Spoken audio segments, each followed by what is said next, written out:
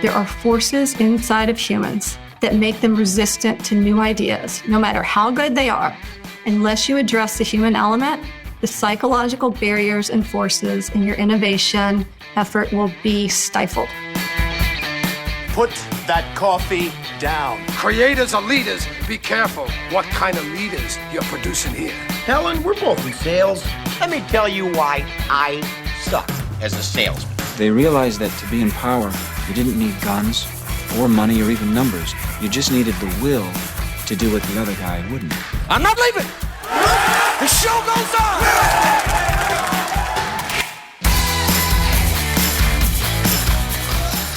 Well, hello there, friend. Welcome back to the Construction Leadership Podcast. I am your host, Bradley Hartmann.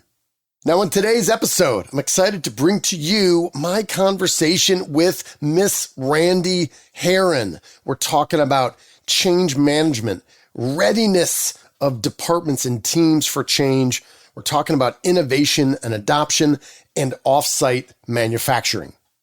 Now, who is Randee Herrin? Well, she is a proud graduate of Texas A&M University, where she earned her construction science degree. And for over a decade, she was a vice president with rotating duties at TD Industries, one of the most well-known construction and facilities services company in the United States. And for the past 2 years, she has been leading her own consulting company. This episode, as you will hear, is relevant to just about any leader and anyone involved in a team that has big goals, because it's about change and how to prepare teams and departments and job sites for meaningful change in the future. So without further ado, please enjoy my conversation with Miss Randee Herrin. As always, thank you for listening. Miss Randee Herrin, welcome to the show. Thank you. It's an honor to be here. I appreciate it. Yeah, likewise. Well, I will go back several months ago. You and I were just talking about business. We were just talking shop, sharing ideas of what we're grappling with, how we're helping folks, and what's on our mind. And you brought up this idea of change management and a corporation, a team, everybody's readiness to accept that change. And I don't know if you recall, but the more you talked, somewhat hard for me occasionally to shut my mouth. And I just took like a whole bunch of notes, because I'm like, yes, any hints and advice and suggestions on how to do this better. This is just what we need. And I feel like change is accelerating. It's causing a lot of strife with a lot of folks who are listening here. So let's just jump right in there. You said, when you think about change, you got kind of two aspects. One is kind of understanding humans. And this other part is change readiness and capability and maturity of the organization. If I'm just coming to you and I'm saying, hey, we really know that this is where we need to be in the future to be successful, and it requires change. And I think it's going to be a pretty big, push for our organization. Randee, help me. Where should I start thinking about this? And how do I know if I am ready for this change? Well, and this is so timely. This discussion is so timely. And I think that it's really going to hit a lot of your listeners, because there is so much change happening in the world, and the impact that it's having on the construction industry is tremendous. I think a lot of people are sitting kind of at the precipice saying, what got me here won't get me there. And so what will get me there is change. And so they're gung-ho, and they're like, we're going to sit down, we're going to do strategic planning this year, we're going to launch some initiatives. And then they look up a year later and they've gotten, little to no progress on their initiatives. And so I've been in the industry for 28 years. I've had a lot of experience with change, and I've had a lot of that standing, looking at my strategic plan going, why haven't we gotten where we want to go? Mm-hmm. I've launched substantial change. I've seen the friction that it's caused. I've seen the implications of that. And just along the way, I've just said, how can I do it better? What resources are out there? What can I learn? Who can I learn from, so that I can understand how to not only launch change, but launch change that's successfully implemented. And so kind of this discussion that we're having right now is just kind of born out of some hard knocks. Mm-hmm. and me in search of answers and kind of encapsulating something as a deliverable that I can say, hey, when you're standing there on the, threshold of change and you're launching your plan, think about these two different things and you'll have a lot greater chance of actually scaling that change. And so those two things to me is your readiness and capabilities. And then also the second part is just understanding humans, which sometimes is the hardest part. Which one of those do you take first? If I come to you and I say, here's what I want to do, we got it laid out, but I don't know, I'm worried. We haven't really done this before. We're trying to think differently about this. Would you say, all right, let's focus on humans, understanding human nature, and let's look at your team specifically? And does that tie into change readiness? Or are these all wrapped up in one another that they're really hard to kind of bifurcate into two? I think my approach to it is say, okay, let's sit down. You've got a plan. And I'm sure that you all worked really hard on this plan. Let's just take a time out and let's talk about humans. Now, once we understand humans, let's go back and look at your infrastructure and see, you've got a plan, but is your infrastructure within your company? Do you have the capabilities to scale? Do you have the same level of maturity within your different departments? That kind of thing. So I would start with the human side and then kind of follow up with a deep dive into let's get real and let's look at ourselves and ask some really tough questions from a company's perspective. Based on your experience, thinking about the expectations, because I find myself often with our clients, I'll say, hey, let's just start here. What expectations do you have about this change initiative? And what expectations have you already shared? And I will often hear, you know what, that's a good question. We thought long and hard about this. This is going to be a new, ERP program, but we think within 6 months, we can be out of the woods. Mm-hmm. And I've said, it's been hard for me to make one minor behavioral change and have that stick within 6 months. I often find, Randee, that these expectations that we set in the rear view mirror, they look laughable because they are so short. Mm-hmm. How do you help folks think about the time investment required to make meaningful change that sticks and lasts long term? Well, I'm going to give you another book recommendation for this one. And Sure. Years ago, I found this book, Kill the Company by Lisa Bodell. Okay. And it's really interesting. Like once you sit down and you do your strategic plan and you have all of these, like you're talking about these really aggressive goals and you think you're just going to kill it and it's going to be wonderful. And in 6 months, we're going to have this new ERP and there's going to be no problems.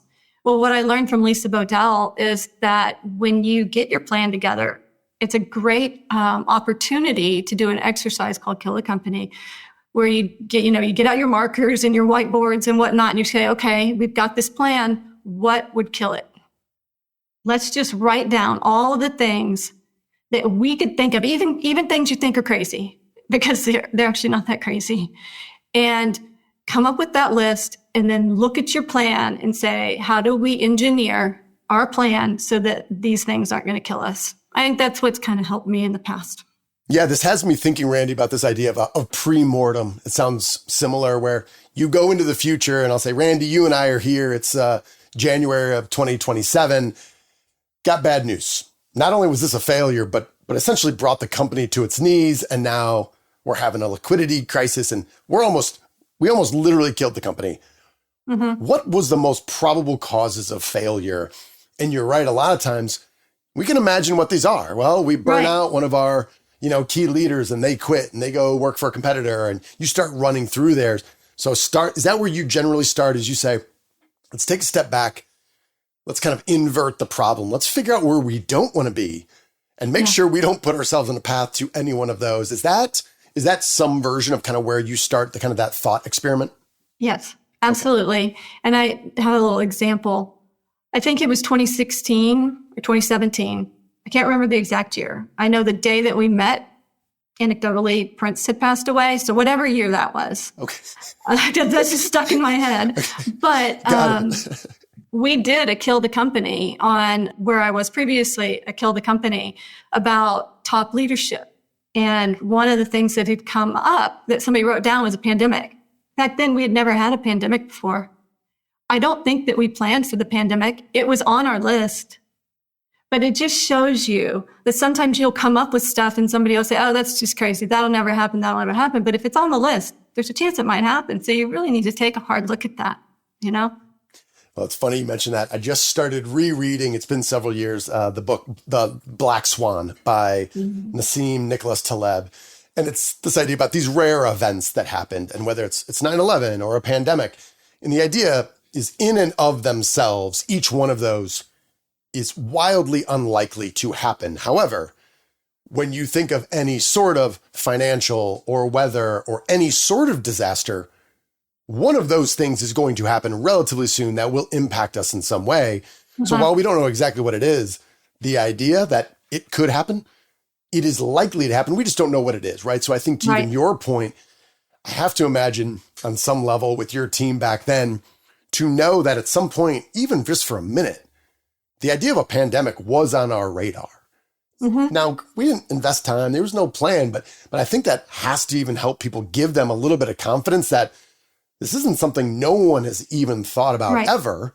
We've planned for some version of this, which hopefully gives us more confidence to be adaptable and be ready for the next set of change. Yeah, absolutely. So let me ask you, so say you go through this and you're like, okay, let's take a look. We look at operations, we look at marketing, branding, we're looking at our executive leadership team, and you start thinking about maturity, capability. And you're like, strong to quite strong, give those guys an A+. You know, they're pretty good. I'll give them a B. And then you're like, uh-oh, we came to department fill in the blank. And everyone kind of looks and says, if we're being honest, capability, low, maturity, low, generally problematic, high. How do you help folks think about if there are aspects of the team that inevitably aren't as strong as other ones, how does that impact the go or no go? Because I found once leaders start saying, we know we need to be here, you start putting money into that, there's often, it builds the momentum that this thing's happening. It's more of a question of when, not if. How do you help folks think through whether or not we should proceed when we know there is a weakness that could maybe not kill the company, but it would make me lose a leg or something like that? Like, how do you help them think through that? Well, when you're thinking about scaling change through a company, or let's just even say, let's start with a department. Maybe the department is generating something that is going to impact, like, let's say the field, the superintendents, the foremen, the people in the field. Maybe it's going to impact project management. And we're talking from a construction company perspective right now, of course, from my history. So this is what's fresh in my mind. But then you have maybe your manufacturing group, and then you have your BIM or VDC group. And so all of these groups are interdependent on each other, and you're launching change. What you have to understand is that maybe there's a different level of readiness in all of the groups. Not that one's bad or good, it's just different. And so I think you've got to look at the readiness of the teams that, let's even just say that you're serving. Maybe I'm a specific team that serves 2 or 3 teams, and I've been working really hard, strategic plan, aligning resources to send something new out to them. Well, what is their level of readiness for that? What is their level of maturity to accept what I'm asking of them? And so there's something called an organization, they're online. It's the CMMI, Construction Maturity Model Institute. Okay. They're fantastic. You can see YouTube videos on them and whatnot, but they have a 1 through 5 levels of maturity. And I find it really helpful to kind of sit down with this as a reference to help me understand what the maturity that I'm at or the maturity that others are that I'm serving. And so there's of the 5 levels. The first one is they call killer. So it's undocumented processes. Within that particular area, there are no documented processes. Level 2 is project-centric. So there are some processes and some are repeatable. So another level is adopters. So you're adopting processes and procedures, you're managing those. And then there's optimizers, where you've optimized your processes and procedures. They're flowing back and forth between groups. And so I find it's really interesting to look at, to have that level of knowledge, to be able to say, this is where I am on my roadmap, and this is where other people are, other teams are on their roadmap that I'm serving. And if I have that level of awareness, then I can understand how to serve them better. And so I merge that maturity, understanding those levels of maturity, with key readiness indicators, which to me are knowledge and tools, culture, process, and change management plan. So it's understanding how I roll out those knowledge and tools, culture, processes, and change management based on the maturity or the readiness of who I'm serving. So to me, it's kind of like, we want to evolve as a human and we want to evolve as a company. And for me to evolve personally as a human, I have to level set of where am I right now? What are my capabilities? How mature am I? Am I ready? It's the same in business. And I want to say one's not better than the other, but it is. It's an evolution on the scale. But that's just something you need to think about as a company that's launching change is, where are we from a maturity standpoint? Where are we from a readiness standpoint? It's almost like being a good parent with your kids too. I mean, the same thing holds true, is to raise them up as children to be properly functioning adults. I have to help them mature along the way, and I have to be able to see what level of readiness they are. I have to be able to help guide them. It's the same within a company. And it's just, I was approached the other day by a company that was like, hey, we're this many million in revenue now. We want to double that. This is where we want to go. We want to launch all of this change. And I said, wait, before you do, why don't you sit down and figure out, department by department, where are you from a CMMI perspective, from your capabilities? Where are you from a readiness standpoint? Where are you from your knowledge and tools, your culture, your process and change management, department by department? You can't just launch change and say, I'm just going to grow. You need to assess where you are so that you can roadmap it along the way as you start to roll out change. Because if you roll out change without being mature enough for it, ready for it, it won't scale. And you invest a lot of money in the amazing people that you have thinking about your change.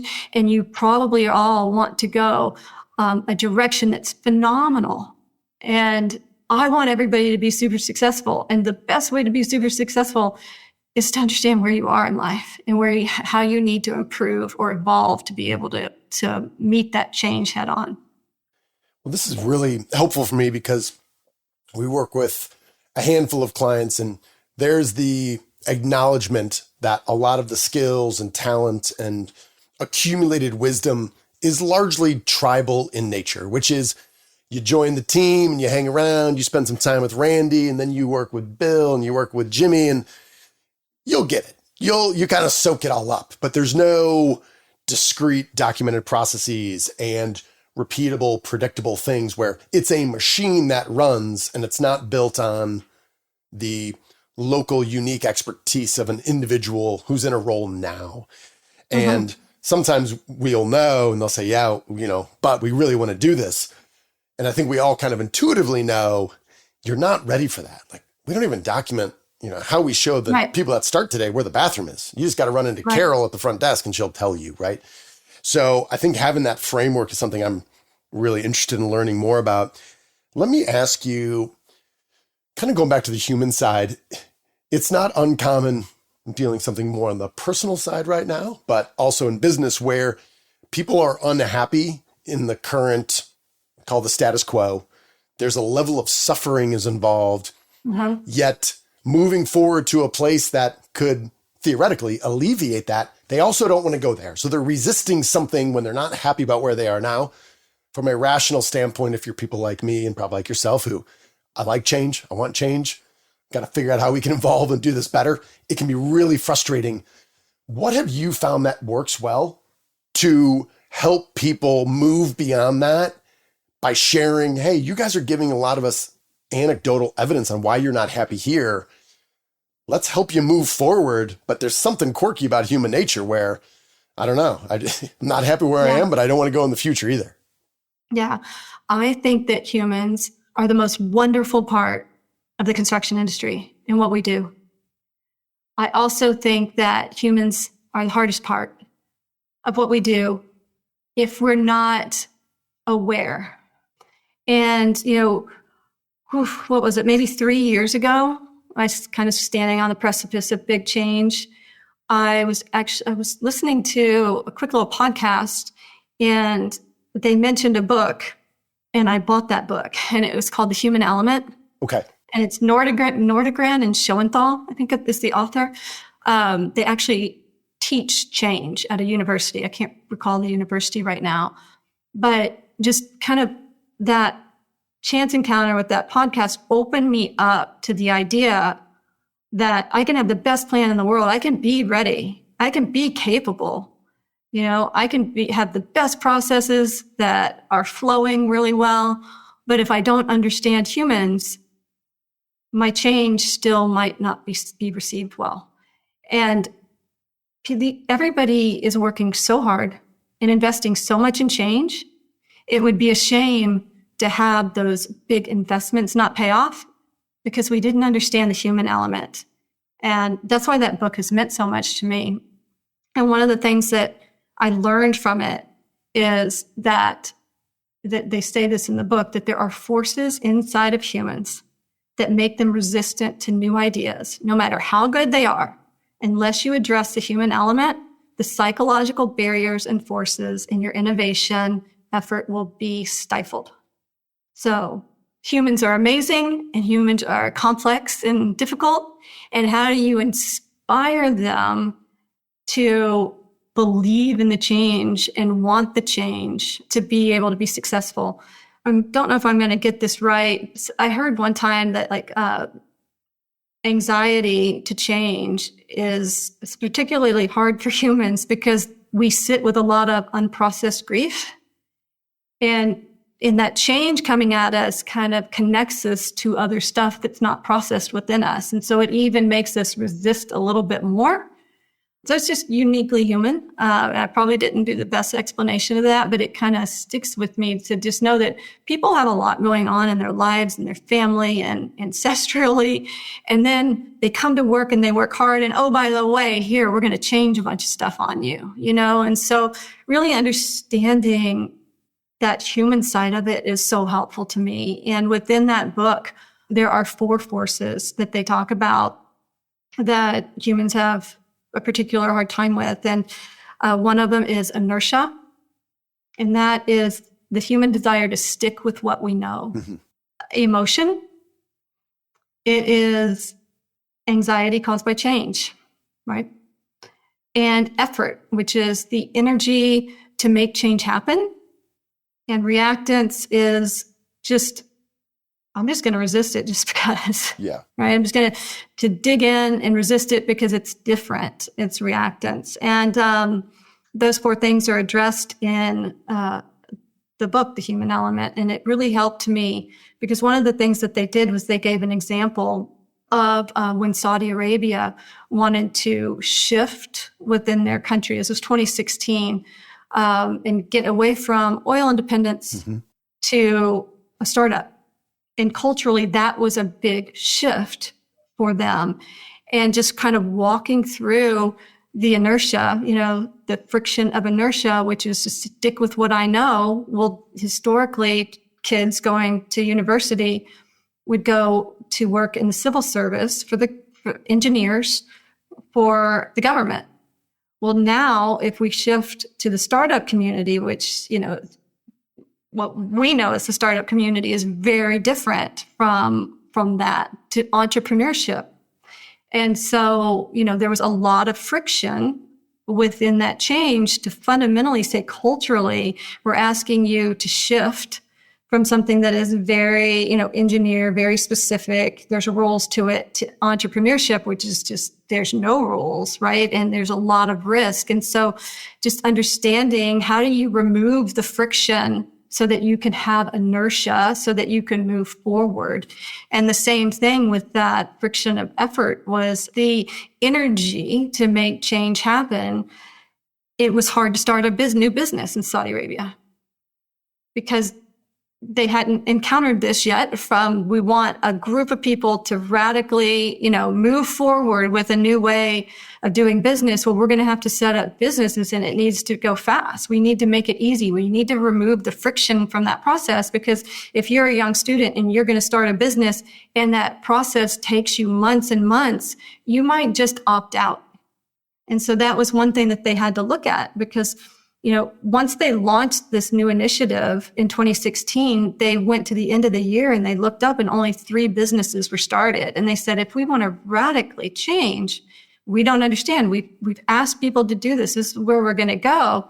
But if our result is 3 at the end of the year, we have to look inside of us, and so make it easy. Remove the friction to the startup process. What within your construction company can you make easier on people by removing the friction from them? And so then it's also like removing the friction of emotion. So the negative emotions associated with this change. Have you as a company, as the top executive, called everyone in and said, this is where we're going. This is what we want. Emotionally, you can get so charged up about what that future is, but do we always do that? Do we always make it a calling? This, that's important. The CEO is asking you to do this. Mm-hmm. That is a difference maker. And I think sometimes we forget that. And the 4th friction that they talk about in that book is the reactance. And I thought this because I thought this was particularly touching. But in that culture, one of the frictions that they needed to remove was the parents were really set on the old career path of civil service engineering. And it was an honor for their children to be, to achieve that degree. And so when there was a young student that went the route of the startup, regardless of the outcome, if it worked or if the company didn't work, His Royal Highness wrote a handwritten letter to the parents of the children, because that's where the relationship was. The parents had such influence over the students that if you can honor that relationship, then that removes another friction of reactance. And so to me, the human element, and just that really quick, because I talked really fast about it, the book is so good and goes into a lot more detail. But if you understand those 4 frictions, and you understand that you're asking humans that have complex lives and a lot going on at home and other things, and you're asking them to change, but you haven't thought through it ahead of time, you may want to do that, because your success is based off of your people. And how do I take a time out to say, what frictions can I remove so that they can be phenomenal?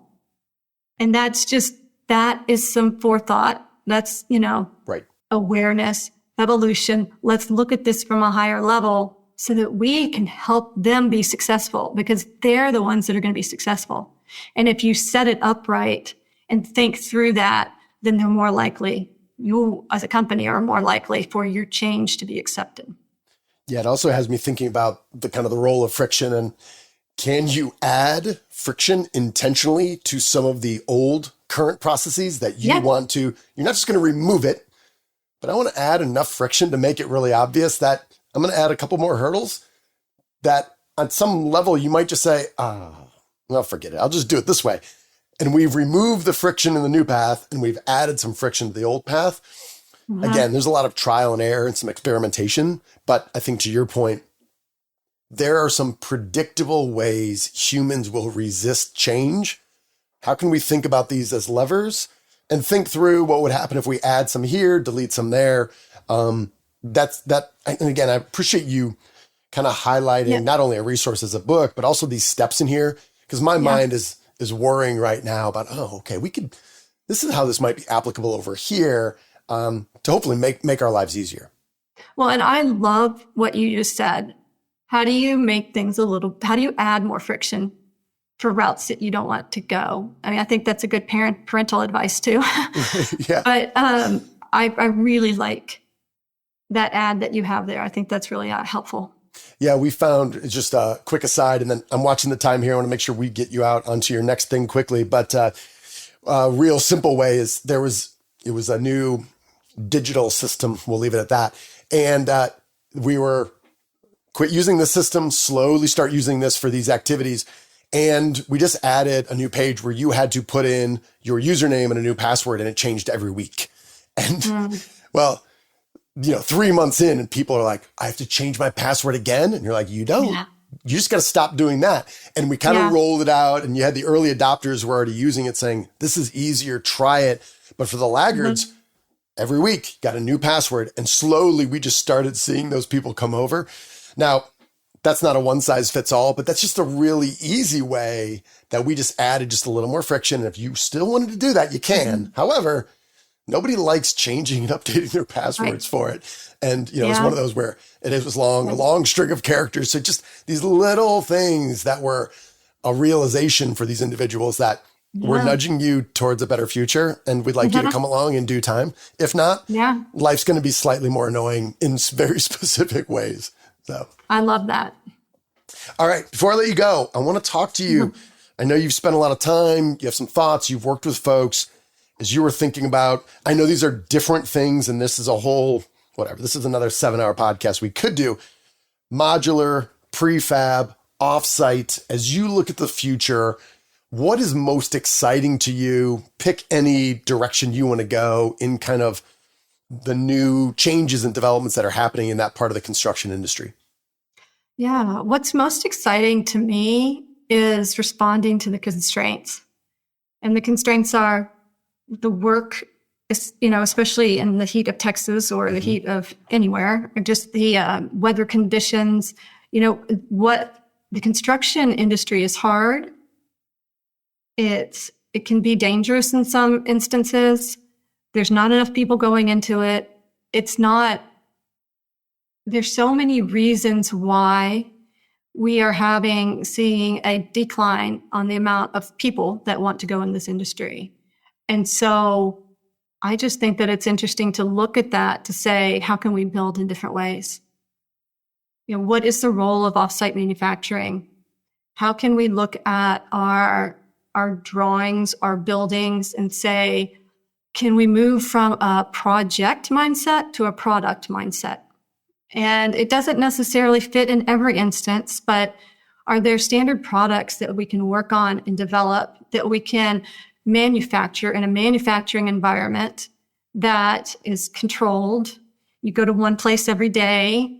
It's just an easier flow of manpower than the traditional construction sites, which are all over the place and outside in the elements. But really, what can we do to just kind of to switch from that project to product mindset to where we can get on the front end of the construction cycle that's even before that, that's in design?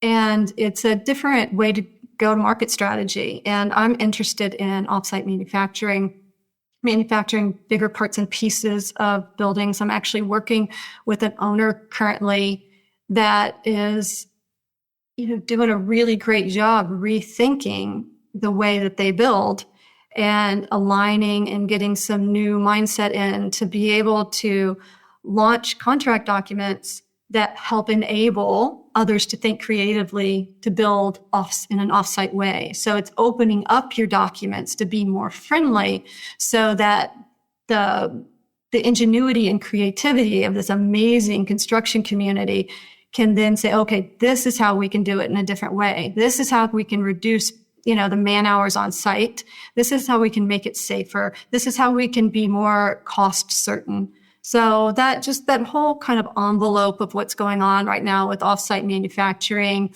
manufacturing in general, I just think the construction community is so innovative and creative. These men and women, have built everything around us. And it took creativity and tenacity to do that, and just directing that into other things that are still building, just maybe rethinking it in a different way, and then seeing how, you can make that scalable and repeatable. Mm-hmm. Well, I've often kind of clouded the story of, I believe the year was 1964, the World's Fair, and Zachary did a bunch of new hotel that's still standing right there on the Riverwalk. Right. It's amazing. I'm just telling you. And you read that story and we have these constraints, people constraints, time constraints. How would we do it? And it was an amazing success. It's an incredible story. And I've kind of done that where you kind of create the scenario and you have people that kind of chiming in to kind of lead us to there. And then kind of the punchline or the reveal is not only could we do this, we did do this. We collectively, our industry did it, small group of team did it. It was incredibly successful, still stands today, was extremely profitable.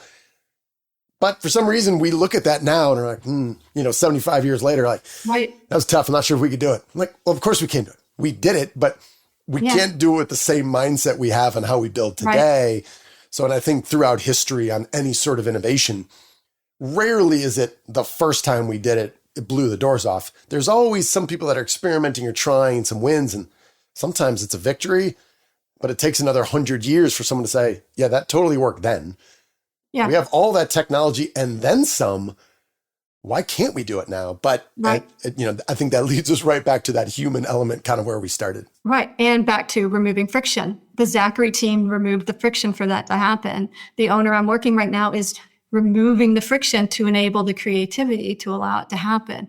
The data center world has removed that friction, so it is happening, and it's just taking time, but it's just how do we, getting back to what we started with, how can you imagine a different future and have that in your mind and then say, okay, how can I make sure the company and the teams are ready?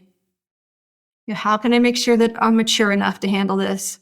And how can I remove friction so it can happen? So I think that, I don't know what the future is, but I know if we can plan in that way, we're better able to launch sustainable change that can then just scale on the future.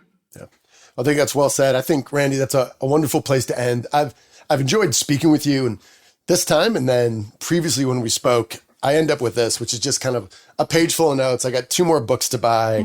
And thank you. I think you're helping folks like me and our audience think differently about ultimately getting to the future that we all want and helping really the leaders lead other people. So congrats on your success and all the work that you're doing. And thank you for making time for me. Well, and thank you so much for asking to speak with me. It's an honor to have spoken with you, and I really appreciate it. All right then, friends, how did that go? Hopefully you enjoyed my conversation with Miss Randee Herrin. I am excited to dig into the book, The Human Element. I've already ordered it, and this might be something that we dig in a little bit deeper too, because this conversation just about leading people, overcoming people's resistance to change, regardless of whether or not the place that we are operating in now is one that is beneficial and enjoyable and profitable to us, it doesn't matter. Humans have this instinctive reaction to Heisman new ideas even before we can explain what they are. So as leaders, we need to be constantly thinking about how we do this better, how we plan more intelligently, how we set expectations better, and how we roll out change initiatives, because the one thing that is constant, we know, is change. And the companies and the leaders that can do it well will continue to lead our industry into the future. All right, that's all I've got, friends. We will close out with our leadership mantra. You, my friend, are owed nothing. Deliver value first. Make it a great week.